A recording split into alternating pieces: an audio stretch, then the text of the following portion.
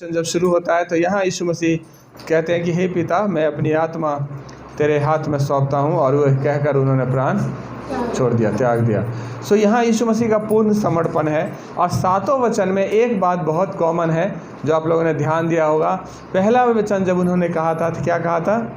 हे पिता, इन्हें क्षमा कर, ये नहीं जानते कि ये क्या कर रहे हैं। और दूसरा वचन, हे पिता, मैं अपनी आत्मा तेरे हाथों में सौंपता हूँ। सो दोनों ही वचन में हे पिता शब्द का इस्तेमाल है, और वचनों में ये शब्द का, हे पिता शब्द का, फादर शब्द का इस्तेमाल नहीं हुआ है। सिर्फ पहला और सातवां जो वचन है उसी में हे पिता शब्द का इस्तेमाल हुआ। एक रिलेशन, एक अच्छा संबंध। आप माँ किसी को बोल सकते हैं, मौसी किसी को बोल सकते हैं, बेटा किसी को बोल सकते हैं, दुनिया का सारे संबंध आप किसी को बोल सकते हैं, लेकिन जो पिता है, पिता हम सबको बोल सकते हैं? नहीं बोल सकते। पिता सिर्फ उसे बोला जाता है जो रियल में पिता होता है। सो एक सारे संबंधों में सबसे एक महत्वपूर्ण, सबसे पावरफुल, सबसे पवित्र संबंध माना गया इसे। और यीशु मसीह पहले वचन में भी उन्होंने हे पिता कहा, और अंतिम सातवें वचन में भी उन्होंने हे पिता कहा, और पूरी रीति से अपने आप को समर्पित किया है। पहले में अपने आप को उन्होंने कहा कि मेरे वजह से आप इनको दोषी मत ठहराइए, इन्हें माफ़ कर दीजिए। और लास्ट वाले वचन में कहते हैं, मैं अपने प्राण को, अपनी आत्मा को मैं आपके हाथ में क्या करता हूँ?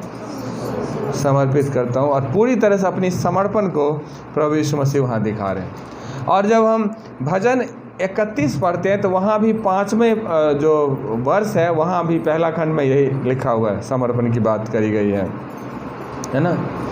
सो उतने दुख में, उतने तकलीफ में करीब 6 घंटे होने को आ रहा है यीशु मसीह को क्रूस पर चढ़े हुए। सिर पर कांटों का ताज है, दोनों हाथ में कील ठुके हुए हैं, पैर में कील ठुका हुआ है। करीब 6 घंटे के आसपास पूरा होने को आ रहा है क्रूस पर।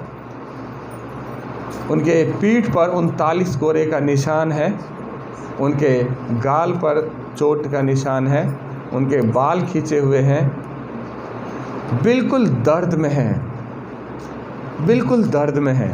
और उसके बावजूद भी हमने देखा है कि सारी जिम्मेवारियों को उन्होंने पूरा किया है, चाहे माँ के प्रति हो, चाहे चेले के प्रति हो, चाहे विश्वासी के प्रति हो, चाहे स्वर्ग के प्रति हो, चाहे पृथ्वी के प्रति हो, चाहे जहाँ के भी हो, हर बातों को उन्होंने पूरा किया है। और यहाँ पर पूरी तरह से उस हालत में भी अपना समर्पण प्रभु के तरफ वो दे रहा है कि हे पिता, मैं अपनी आत्मा आपके हाथ में सौंपता हूँ। सो हर चीज़ जानते हुए, उस दुख को, तकलीफ़ को जानते हुए भी पूरी तरह से अपने आप को प्रभु में क्या कर रहे हैं? समर्पित कर रहे हैं। और कहते हैं कि जो पाप से अज्ञात था उसी को उसने हमारे लिए पापी ठहराया कि हम उसमें होकर परमेश्वर की धार्मिकता बन जाए। यीशु पाप से बिल्कुल अज्ञात था, पाप से उनका कोई संबंध नहीं, लेकिन परमेश्वर की इच्छा थी कि ये समस्त मानव जाति के पापों को अपने ऊपर उठा करके क्रूस पर चढ़े। ये परमेश्वर की इच्छा थी और ऐसा उन्होंने किया। दूसरी बात, अगर गतसहमी के प्रार्थना को हम देखें तो गतसहमी में जब प्रार्थना यीशु मसीह कर रहे हैं तो कह रहे हैं, हे पिता, अगर हो सके तो ये कटोरा मेरे सामने से हट जाए। ये वो कटोरा है जो सारे दुनिया का, संसार का, मानव जाति का, घिनौने कामों का, उसके पाप का, व्यभिचार का, झूठ बोलने का, और दुनिया भर के जो ऐसे घृणित काम है, पाप है, उस सब का बोझ यीशु को उठाना है।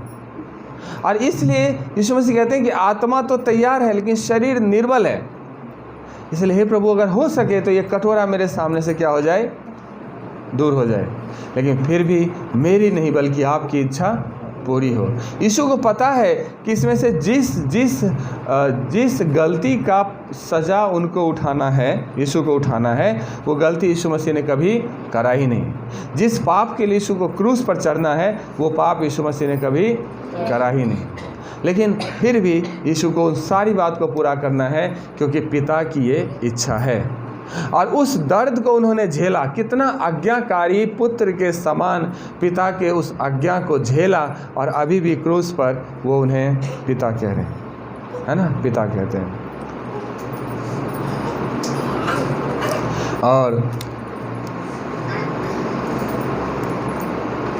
और जो भी कुछ है हर चीज़ को आप देखेंगे कि पिता के हाथ में सौंपते रहे। यीशु मसीह का शुरू के जीवन को देख लीजिए, शुरू से ही आप यीशु मसीह के स्वभाव को देखेंगे तो ज़्यादा से ज़्यादा समय यीशु मसीह ने प्रार्थना में बिताया है ना।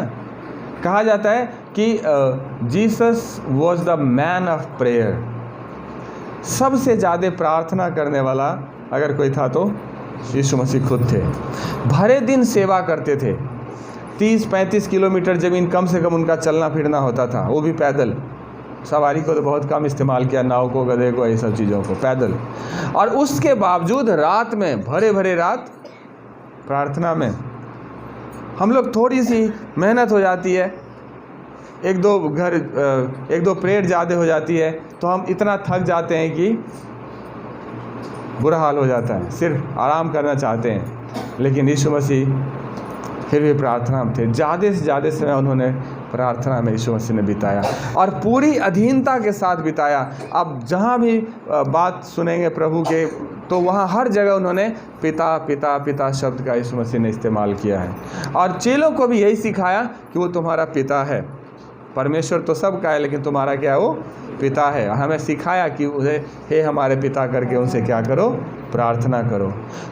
अब एक अच्छा संबंध को यीशु मसीह ने जनरेट किया है और प्रार्थना को उन्होंने दिया है। एक्चुअली जब प्रार्थना में हमारा जीवन ज़्यादा होता है तो इसका मतलब है कि हम प्रभु पर डिपेंड रहते हैं। एक विश्वासी होने के नाते हमें डिपेंडेंट बनना है, इंडिपेंडेंट नहीं बनना है। एक विश्वासी होने के नाते हमें क्या बनना है, डिपेंडेंट बनना है, इंडिपेंडेंट नहीं। जैसे संसार में कहता है ना, खुद के ऊपर कॉन्फिडेंस होनी चाहिए तो तुम संसार में जीत जाओगे। लेकिन अगर मसीही स्वभाव में बढ़ना है तो खुद के ऊपर अगर कॉन्फिडेंस रखेंगे तो मसीही स्वभाव में हार जाएंगे।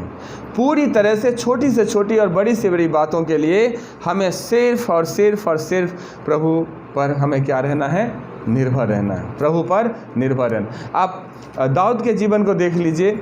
दाऊद जब छोटी से छोटी और बड़ी से बड़ी लड़ाइयों के लिए जाता था तो एपोद होता था, एपोद मंगवाता था, उसके सामने प्रभु से प्रार्थना करा करता था और प्रभु की हाँ होती थी तो जाता था, प्रभु की ना होती थी तो वो नहीं जाता था। और रिजल्ट क्या हुआ, एक चरवाहा से राजा बन गया। डिपेंडेंसी, विश्वासी जीवन में निर्भर होना, परमेश्वर पर निर्भर होना हमारे लिए बहुत बहुत बहुत ज़्यादा ज़रूरी है। और इसीलिए यीशु मसीह प्रार्थना करते थे, ज़्यादा टाइम देखेंगे घुटना टेक के, जहाँ भी जिक्र जैसे गतसमनी में देखेंगे घुटने पर आके प्रार्थना करते हैं।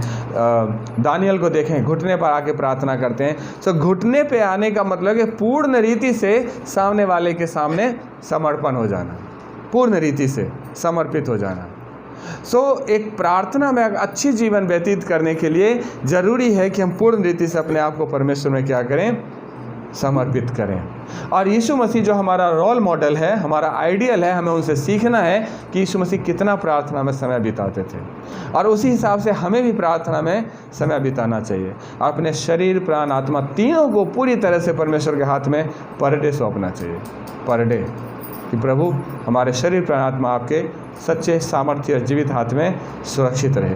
पूरी तरह से हमें अपने आप को प्रभु में समर्पित करना है, बिना अपना ये इंटेलेक्चुअल फैकल्टी को चलाए, है ना, बुद्धिमत्ता का जो स्टोर है, भंडार है, इसको चलाए बिना ही हमें पूरी रीति से अपने आप को परमेश्वर में क्या करना चाहिए, समर्पित करना चाहिए।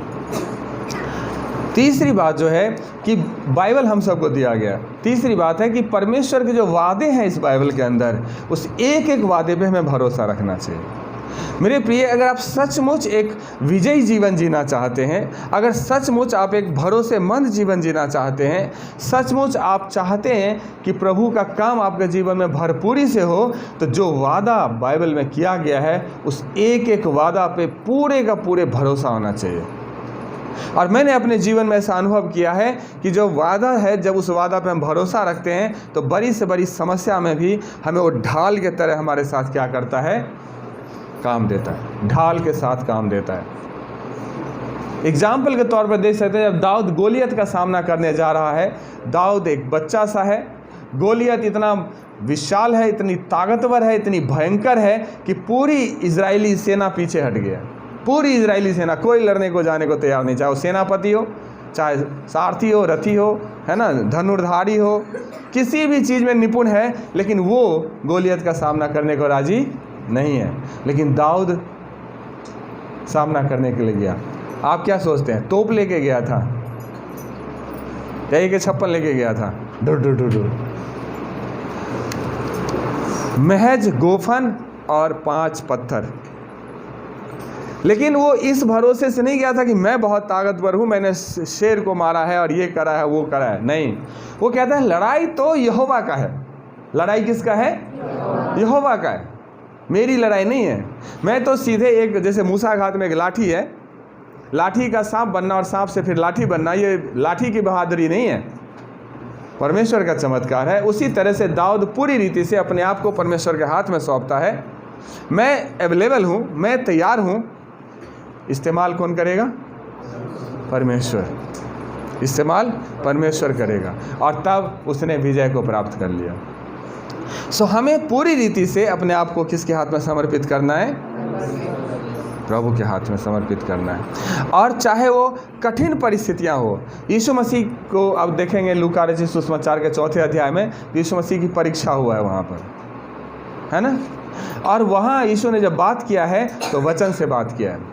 क्या यीशु मसीह ने एक बार भी शैतान को डांटते हुए बोला मुंह बंद कर, चुप रह, तू मेरे ही हाथ का बनाया हुआ और मेरे सामने बोलता है? ऐसा बोला? नहीं बोला। जब शैतान ने बोला कि तू भूखा है, तुझे भूख लगी है, तो इस पत्थर से बोलिए तुम्हारे रोटी बनेगा, तो यीशु ने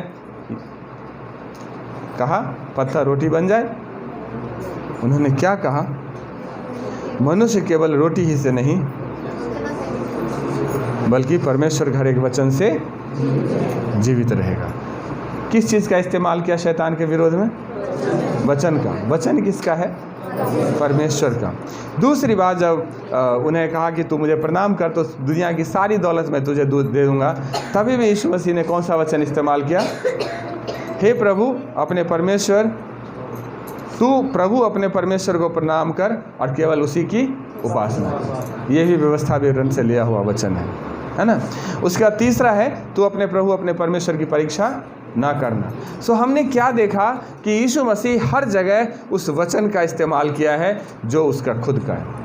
अब बाइबल पढ़ेंगे तो लिखा हुआ है कि परमेश्वर ने अपने से ज़्यादा कीमत अपने वचन को दिया है। परमेश्वर ने अपने से ज़्यादा कीमत अपने वचन को दिया है। जब विपरीत परिस्थिति में यीशु मसीह घिरा, जब शैतान उनकी परीक्षा लेने के लिए पहुंचा, वो क्रिटिकल पोजीशन होता है, वहाँ हारने का चांसेस हो सकता है, जीतने के चांसेस हो सकता है, फंसने के चांसेस हो सकता है, लेकिन यीशु मसीह ने वहाँ हर जगह वचन का इस्तेमाल किया है, परमेश्वर का वचन का। इसलिए हम किसी भी परिस्थिति में उलझते हैं या किसी भी गलत माहौल में फंस जाते हैं तो हमेशा हमें परमेश्वर के वचन पर भरोसा रखना चाहिए, क्योंकि यशायाह में परमेश्वर का वचन कहता है कि जितने भी हथियार तेरे हानि के लिए बने हैं, क्या लिखा है? जितने भी हथियार तेरे हानि के लिए बने हैं उसमें से एक भी सफल नहीं होगा। जितने भी हथियार, चाहे शत्रु लाखों हथियार हमारे विरोध में बना ले, लेकिन उसमें से एक भी हथियार सफल नहीं होगा। तभी तो आप उस दुष्ट के सामने डट सकते हैं जब आप परमेश्वर के वचन पर भरोसा रखेंगे। और जब आपका भरोसा परमेश्वर के वचन पर नहीं रहेगा तो पहले ही गेंद पे आउट हो जाना पक्का है ना। सो हमें परमेश्वर के वचन पर कंप्लीटली क्या रखना है? भरोसा रखना है। चौथी बात, हमें परमेश्वर में बने रहने के लिए खुद को परमेश्वर में समर्पित करना है।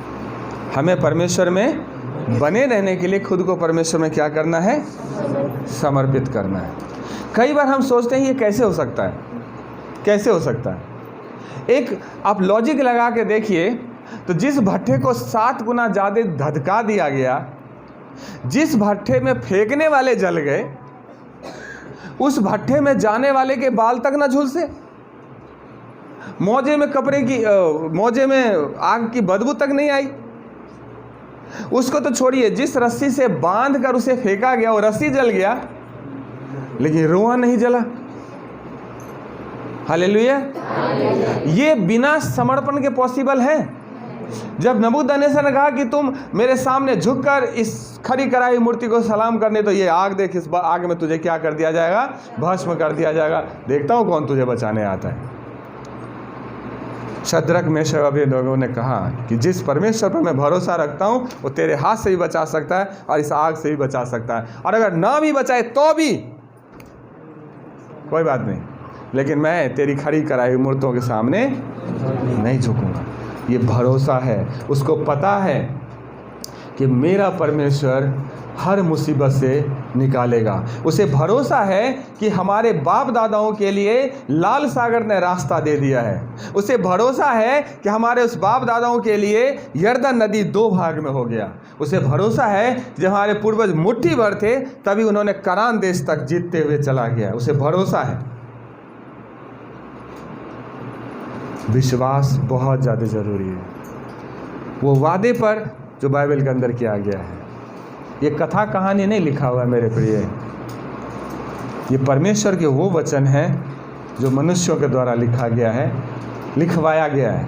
मनुष्यों के द्वारा लिखवाया गया है, लिखा नहीं गया है। लिखवाना और लिखने में फ़र्क समझते हैं ना? जब कोई लिखता है तो अपनी मर्जी से लिखता है, और जब लिखवाया जाता है तो कोई किसी और के मर्जी से लिखा जाता है, जैसे चिट्ठी लिखा जाता है। सो ये परमेश्वर के मर्जी से लिखवाया गया है लोगों के द्वारा, है ना? और लिखने वाले प्रोफेसर नहीं थे, उनकी इतिहास पढ़ लीजिएगा, वो हमारा टॉपिक नहीं है, लेकिन उन्होंने लिखा उन बातों को। सो हमें परमेश्वर के वचन पर भरोसा रखना है और पूरी तरह से प्रभु हमें अपने आप को समर्पित होना है। और कभी भी ये मत सोचिए कि ये समस्या मेरे सामने है, ये समस्या मेरे सामने है, ये समस्या मेरे सामने है। हर समस्या से ऊपर हमारा प्रभु है ना? हर समस्या से ऊपर हमारा प्रभु है। एक भजन है, ये ना कहो खुदा से मेरी मुश्किलें बड़ी है, मुश्किलों से कह दो मेरा खुदा बड़ा है। ज़रूरत यह है कि हम अपनी परिस्थितियों में अपने ईश्वर को, अपने प्रभु को बड़ा बनाते हैं या परेशानियों को प्रभु से बड़ा बनाते हैं।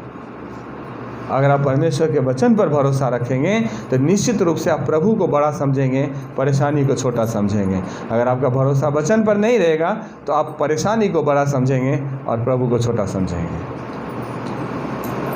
इसलिए हमारा भरोसा कहाँ होना चाहिए? प्रभु पर होना चाहिए। और आगे लिखा है कि शांति का परमेश्वर आप ही तुम्हें पूरी रीति से पवित्र करे, है ना?